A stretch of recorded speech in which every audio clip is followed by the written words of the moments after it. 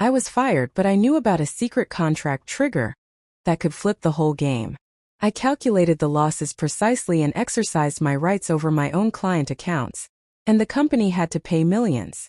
Every step I took was planned, every move precise, and their panic only grew. I held full control, watching as my former bosses struggled helplessly with the consequences of their own decisions. I knew trouble was coming the second he leaned against my cubicle wall like he owned the air around him. New VP, slick suit, teeth way too white for someone who's never missed a bonus. "Sweetheart," he said, because of course he did. "Your little handshake diplomacy thing?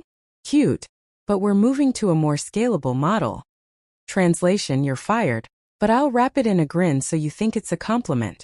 15 minutes later, I'm sitting in a glass-walled room with HR, staring at a severance packet they slid over like it was a birthday card. My badge is deactivated before I even finish signing the exit form, and they hand me a branded tote bag, logo front and center, as if a little corporate swag can make up for wiping out 44 enterprise accounts with one lazy pen stroke. As I walked past my desk for the last time, my fingers lingered on the spine of my dog-eared lighthouse binder, my constant companion through 2 recessions, a pandemic, and more red-eye flights than my optometrist would approve of. Inside are 12 years of proprietary relationship maps, renewal scripts, and client trust you can't log in Salesforce, the same binder he just called Replaceable. 3 of those whale accounts have key person clauses with my name spelled out in black and white. No me, no contract. VP didn't even blink. Somewhere in his buzzword-addled brain, he thinks AI touchpoints can replace a 7 a.m. coffee with a client whose kid's science fair project you sponsored. On my monitor was a sticky note I'd left years ago. Check Section 12D. I wrote it during a late-night contract review after a previous exec tried to cut me out of a deal I'd closed. That clause is my quiet insurance policy. When I fought tooth and nail for it in a conference room no one remembers, I smiled seeing it now because I already knew this was going to be interesting. Silence doesn't mean surrender, it means I'm counting. The days until renewal, the hours until the first termination notice, every mistake they make handing my accounts to someone whose idea of relationship management is a poorly lit webinar. I didn't beg, argue, or even glance back at the VP. He's the kind of man who thinks winning is talking louder than you. My win will be quieter, precise, paper cuts, measured and timed, until he's standing in a boardroom wondering why the air feels thin. So I walked out, heels clicking on tile, tote bag swinging, security guard giving that half-sympathetic nod reserved for people who didn't deserve this. In my head I was already mapping the next steps. Dust off the lighthouse license agreements, pull 3 years of revenue numbers for those whales, back up every confidential file where it belongs on my side. Because here's the thing about being replaceable, sweetheart, they never bothered to read the fine print. Section 12D? Not fine print. That's a loaded gun with a hair trigger, and they just handed it to me. By the time my tote hit the passenger seat, I knew exactly how the transition would go. 5 days later, word came from an old friend still inside. VP's grand retention plan was a single webinar, and a string of mass emails that read like bad press releases. No personal check-ins, no remembering the client's kid's name, no thank you notes, just glossy PDFs and the hollow confidence of someone who thinks engagement is clicks. Client #1 was first to blink, sending a beautifully polite, nuclear-grade email citing Section 14(1), terminating the contract due to key person change, effective immediately. The line read like a lawyer in your head, and was less a goodbye than an obituary for the VP's career longevity. I laughed, gallows humor, watching someone burn the barn to sweat a fly. That one account alone brought in more revenue than his whole department's salary. 6 years of building it, last-minute dinners, 2-hour operas in cities I couldn't pronounce, all vanished in the time it took them to hit send. So I baked a pie, peach bourbon, grandma's recipe, and when it came out of the oven I wrote cost of doing business in whipped cream across the top and snapped a photo. I almost sent it to the office but decided some jokes are better left in the kitchen. The part that would make them choke if they knew? Those key person writers weren't some corporate invention, they were mine. Everyone negotiated, every clause fought for. I dragged reluctant legal into calls they hated. I waited out procurement until they blinked. Companies hate being tied to a real human. But my whales insisted. They knew what they were really buying wasn't a service. It was me. Back in the day, Renewal dates were scribbled on my cubicle wall calendar in thick red Sharpie. Part talisman, part scoreboard. That calendar now hangs in my home office. I can see exactly what's coming, looping letters like a warning. Client #2 renewal due in 10 days. Client #310? I don't even need to pick up the phone. The clock is doing the work for me. I can almost see the VP spinning in his chair, trying to tell the CEO that losing a client during a transition is normal. Amateurs call it losing. Pros call it a slow bleed. And this is the first drop. That night I dug into my old files, reviewing the writers again. Clean, airtight, bulletproof, designed to survive bad leadership and arrogant leadership alike. My whales didn't need a heads up, they knew the drill. My exit wasn't a hiccup. It was a tripwire. 5 days later, my personal phone buzzed with a number I didn't recognize. I answered. Familiar voice. Warm, measured, full of subtext. Hey, just checking in. Are you okay? Not about my health, they were fishing, politely testing availability. I smiled. The bleed had begun. Silence filled the space, humming like air before a storm. 10 days after client #1 walked, client #2 sent a formal goodbye. No drama, no fluff. Just, pursuant to Section 11C, termination effective immediately due to key person change. No transition plan needed. They knew there wasn't one. That account had been mine since the ink dried on the first contract. I had renewed it in the 2011 downturn with bourbon, and the exact cigars the CFO smoked at his wedding. Gone now, vanished with the click of a mouse. Client #3 didn't wait. 5 days later, termination notice landed in legal's inbox. Timestamp so close to lunch I could picture the paralegal reading it over a turkey sandwich. Same reason. Same signature. Another 7-figure account gone. The VP had a webinar replay nobody watched past slide 4. Inside, the company was chaos. Ops described it like a kitchen on fire while the head chef insisted the smell was fine. Leadership's rapid response plan was endless meetings, arguing messaging instead of fixing the core problem. The clients weren't buying services, they were buying me. That's when the comedy hit. The CEO's assistant, who had never spoken to me directly in years, sent an email. Urgent, need your attention, scripts ASAP. No greeting. No hope you're well. Just an expectation I'd hand over Lighthouse, the very thing I'd fought to keep mine. They had no idea those scripts weren't company property. Every year I licensed them for 12 months, at a negotiated rate tucked into an additional services clause, signed by counsel who knew what they were doing. The day they walked me out, that license expired. I didn't respond. I pulled my copies. Work logs, email chains, signed addenda, all marked employee-originated methodology, licensed, not assigned. Performance reviews confirmed it. Proprietary framework, D% retention, M% upsell. They assumed proprietary meant man-hours. I spread the paperwork across my dining table like battle plans. Preservation, not revenge. You don't swing until every receipt, signature, timestamp is accounted for. Then my phone lit up. Caller ID, the company. I almost ignored it. Curiosity one. Per your contract, the CEO barked before I could speak. You are required to return immediately, and we can and will sue to compel performance if necessary. Gravel and caffeine in his voice. The sound of someone awake too many nights realizing they bet on the wrong horse. I let him talk. Let him believe he was laying down the law. I didn't interrupt.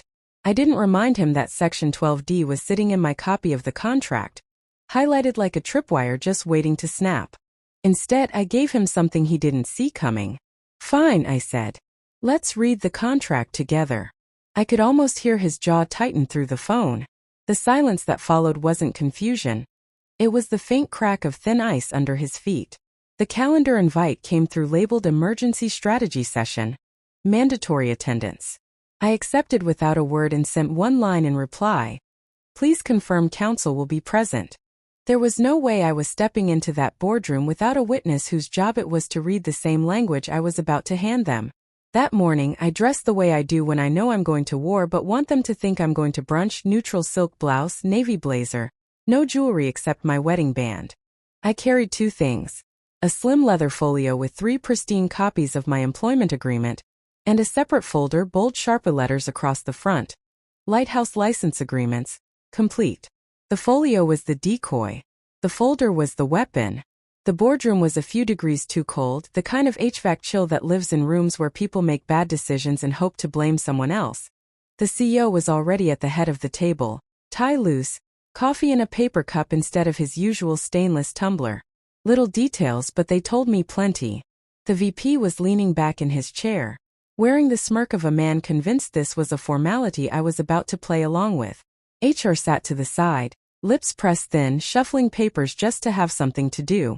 Every so often, the HR director gave a little throat clear I'd learned to translate as, "We screwed up, I know it, but I'll die before I say it out loud." The CEO opened with bluster, voice booming like we were in a stadium instead of a glass room. He threw around words like breach, obligation, critical operational need. The VP nodded along, as if his agreement made the words any heavier. When the CEO stopped for air, I unzipped the folio slowly, letting the sound stretch. I slid one copy of my employment agreement to the CEO, one to General Counsel, one to HR. "Let's read it together," I said, voice calm, measured. I pulled 2 yellow sticky flags from my blazer pocket and placed one on Section 12D, the other on Exhibit D, Employee-Originated Accounts. I didn't say what they contained. I didn't have to. The goal was to make Counsel's eyes land exactly where I wanted. General Counsel adjusted his glasses and started reading. At first, his eyes skimmed like a man who thinks he knows the script. Then the pen in his hand stopped tapping. His lips moved slowly, like he needed to read the same line twice just to be sure it wasn't a hallucination. His gaze flicked to Exhibit D, back to 12C, and finally up at me, expression no longer neutral. The VP's smirk slipped, just enough for me to catch it. HR had stopped shuffling entirely. "I want to make sure everyone here understands," I said evenly, "that Section 12D was added after prior leadership attempted to reassign my accounts without credit or acknowledgement. It outlines exactly what happens if the company terminates me without cause, and then tries to compel my continued service." I tapped the yellow flag on Exhibit D. And Exhibit D lists every account legally defined as employee-originated. Those are the same accounts you've been scrambling to keep for the last 2 weeks. Unsuccessfully. The CEO leaned back in his chair, as if distance from the page might make the words change. General Counsel kept reading, slower now, each sentence heavier than the last. And I saw it, the shift. The moment when a lawyer realizes the client thought they were holding the cards, but the table's already been flipped. I didn't rush him. Storms are better when you let them gather strength. Finally, he set his pen down, palm pressed over Section 12D like he was trying to keep the words from escaping. His voice was deliberate as he read aloud. "Upon termination without cause, non-compete and non-solicit dissolve with respect to employee-originated accounts. Any attempt to compel service triggers a mandatory buyout equal to 2.5 times the trailing 12-month revenue from those accounts. Continued use of Lighthouse materials post-termination without license constitutes willful infringement with fee shifting." He stopped, adjusted his glasses again, and read it silently one more time. I could actually watch the realization crawl across his face, shifting from mild curiosity to flat-out disbelief before settling into that quiet, heavy acceptance lawyers get when they know the other side isn't just holding the trump card, they've got the entire deck locked in their hand. What I felt in that moment wasn't smugness, it was a mix of vindication and something sadder. I hadn't drafted that clause because I was spoiling for a fight. I'd done it because years ago, a different VP had tried to strip my accounts and gift them to his golf buddy, and the only reason he didn't succeed was because I refused to sign my renewal without a carve-out. I'd fought for those words like you'd fight to keep your own name. All I'd ever wanted was acknowledgement, credit for the fact that my accounts weren't just lines in a ledger. They were relationships I'd cultivated, protected, and bled for. I still remember the night I got the email from old counsel. "It's unusual, but it's enforceable. If they sign, you're bulletproof." I printed that email, filed it in a red folder, and kept it tucked behind my Lighthouse agreements. That folder was sitting on the chair beside me now, its corner just peeking out from under my jacket sleeve. The VP, still clinging to a thin veneer of control, let out a small breathy laugh and muttered something about overly generous language that wouldn't hold up. Counsel didn't even glance at him. He just turned to HR and in a voice low enough to pull the whole table forward asked, "Did you terminate her without cause?" The HR director didn't answer right away. She shifted in her seat, flicked a glance at the CEO, then dropped her eyes to the table. That silence told the whole story. It wasn't the let's check the record kind of pause.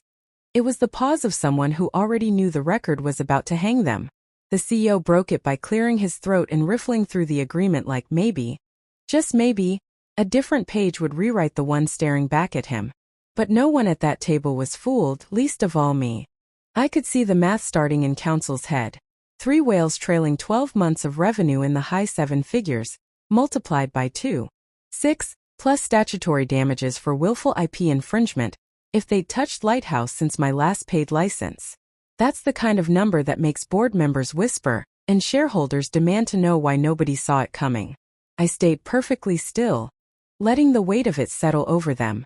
In my mind I could hear the ticking, not the wall clock but the buyout clock, the damages clock, the we just made a very expensive mistake clock.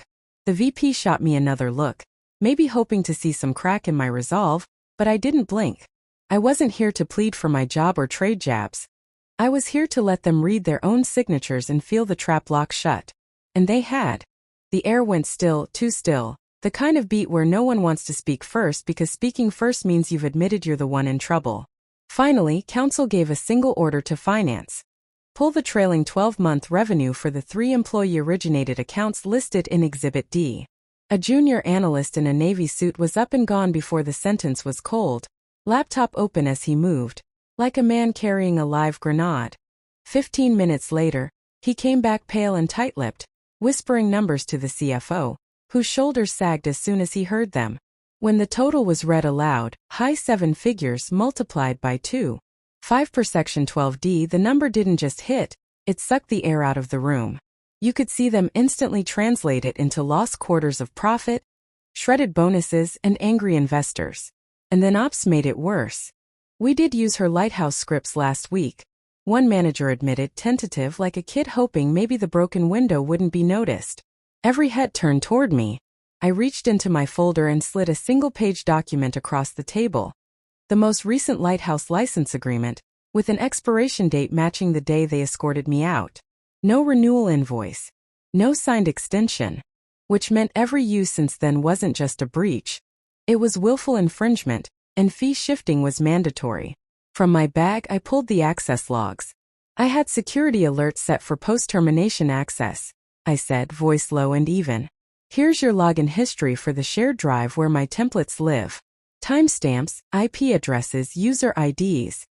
I kept my voice steady, because I've learned that when you speak softly in a room full of men who think volume is power, they have to lean in.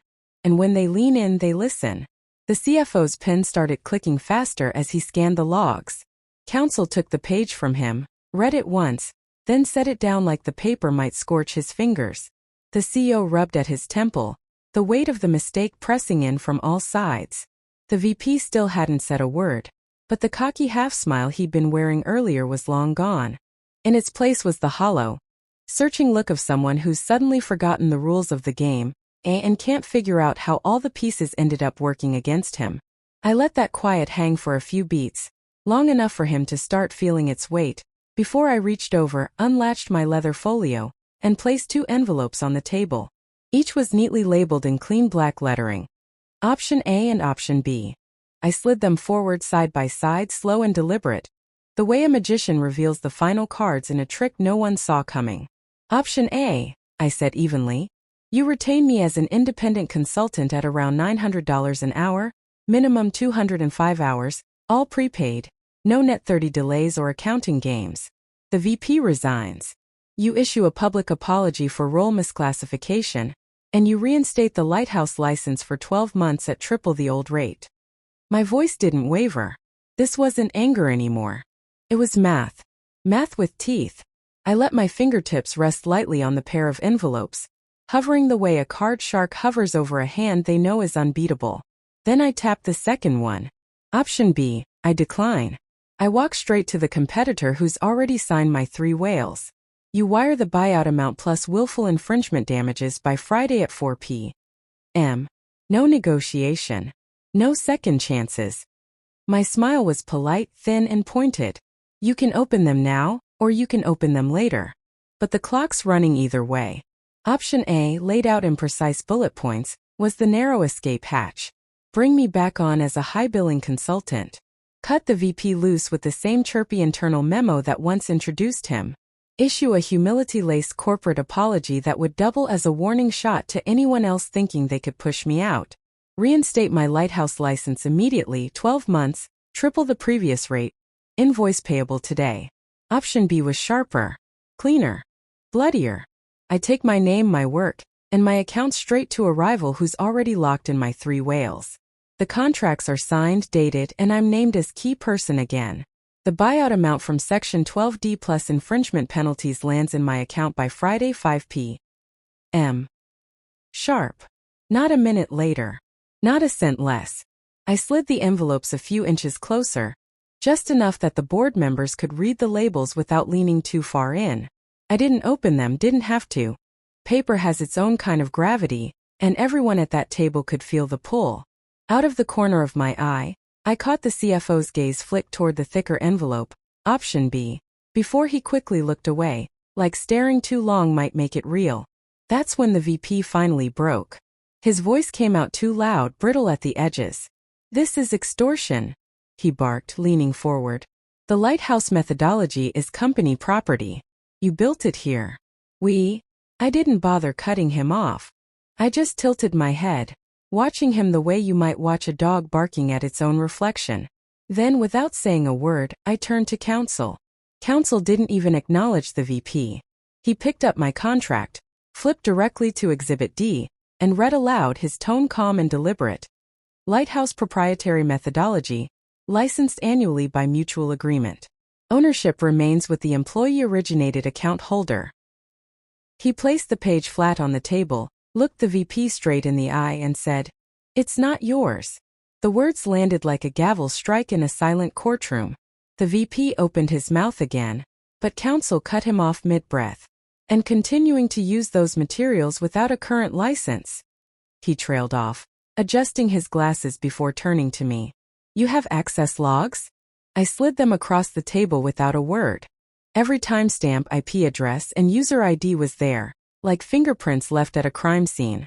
Counsel scanned the first page, gave a single slow nod, and I could practically see the recalculation happening in his head, the numbers climbing higher. That's when I smiled. Not warmly, not with any kindness. It was the kind of smile that flares for a second in the dark, sharp enough to let everyone know the lights won't come back on until I decide they do. "Choose wisely," I said softly. "The clock's already halfway through its last tick." I leaned back in my chair, the hum of the fluorescent lights stretching into the silence. No one moved. No one spoke. It was the kind of pause that feels like the air's about to shatter. The VP leaned in, elbows planted, doubling down like maybe sheer force could rewrite the facts. "Lighthouse is company property," he repeated, even louder now, as though volume could make fiction real. Counsel didn't sigh. Didn't even blink. He simply turned the pages back to Exhibit D and read the same clause word for word, his tone like a scalpel. Then he closed the binder with a quiet, deliberate thud and fixed the VP with the look of a teacher staring at a student who's just failed a test they've had the answers to all semester. That's when I saw the CEO's hand start to tremble, not from anger, but from the realization of just how deep they were in. And then finally HR spoke, her voice barely above a whisper. "We reused her scripts." Her eyes flicked from me to counsel like she was begging for one of us to say it didn't matter. But counsel didn't even glance at her. Instead he muttered under his breath, just loud enough for me to catch. "Oh my God. Not a prayer, not a curse, just numbers." The kind of numbers that just tripled in his head the total damages they were staring down. I didn't feel adrenaline. I didn't feel triumph. I felt the sharp, steady cold of certainty settling into my bones. This wasn't personal. It was arithmetic. They weren't adversaries. They were variables. And I knew exactly how to calculate the sum. I drew out 2 more papers from my folder. One was board minutes from 2 years ago, signed by the corporate secretary, noting Lighthouse as a third-party methodology licensed to me during a strategy session. The other was the original origin memo, signed by me, witnessed by old counsel, stating that I had developed the framework independently before joining the company. These weren't just documents, they were anchors, iron weights that held the truth firmly on the table, refusing to drift toward convenience or ambiguity. The VP went completely silent. The fight was draining from him, slipping away in slow, reluctant drips. His shoulders slumped, but his eyes still darted, desperate, hunting for a loophole that didn't exist. The CEO leaned back in his chair, staring at nothing as if trying to envision a way out of a locked room without touching the door. HR's gaze was fixed on the invoice pad I had just pulled from my folio. I wrote in total silence one page. No flourishes. No speeches. The buyout amount per Section 12D. The infringement fees for every unauthorized use of Lighthouse since my termination. Each total carefully calculated and circled in ink dark enough to bleed through the page. At the bottom, the deadline, Friday 5 p.m. I slid the page across the table. The paper whispered against the polished wood as it landed, soft, almost intimate, but sharp as a scalpel. That sound cut the air, sliced the tension, and claimed it. No theatrics, no justification. Just the number. The clause. The date. The room inhaled with it, a collective pause so heavy you could feel the molecules press against your skin. I leaned forward, one fingertip resting deliberately on the exact sentence in Section 12D. The same line the CEO had tried to use as leverage when he'd called me days earlier. "This is the line you thought would force me back," I said, voice low, precise, and razor-sharp. "What it actually says is that any attempt to compel my service after a termination without cause triggers the mandatory buyout and voids every restrictive covenant tied to my accounts." Counsel didn't speak. His nod came slow, deliberate, and final. Not agreement. Concession. The fight was over. Even if nobody wanted to admit it aloud, even if the CEO's jaw was working as though he were chewing gravel. Finally, he whispered, nearly broken. "What would it take to make this go away?" There was no threat in his voice, just the exhausted recognition of defeat. I didn't hesitate. I tapped the thicker of the two envelopes, option B. That one. No one reached for it. They didn't need to. They knew exactly what was inside. The buyout total, the infringement damages, and the knowledge that my 3 whales had already signed, sealed, and were waiting under a rival's banner. I felt no rush of triumph, no flicker of vindictive joy, just the clean, sharp satisfaction of the numbers landing exactly as written. Bridges weren't burning. They were being itemized, one invoice at a time. For the final stroke, I let them see the truth they'd been avoiding. "The whales didn't choose your logo," I said, sliding the invoice closer, letting it hover, almost like a threat. "They chose me. My rival's welcome packet is already in my car." The VP opened his mouth, probably to throw one last desperate scrap of ego into the void. But the CEO's eyes caught the circled total at the bottom of the page. His voice, quiet but commanding, cut the room in half. "Close it." The VP froze, his breath caught in his throat. I left the invoice on the table. I left the silence that came with it. I left them staring at a number that couldn't be erased, negotiated, or ignored. By the time the wire hit my account, my old badge wouldn't open the lobby turnstile, my calendar was already full, and the room would still be replaying every inch of the confrontation in their heads for hours.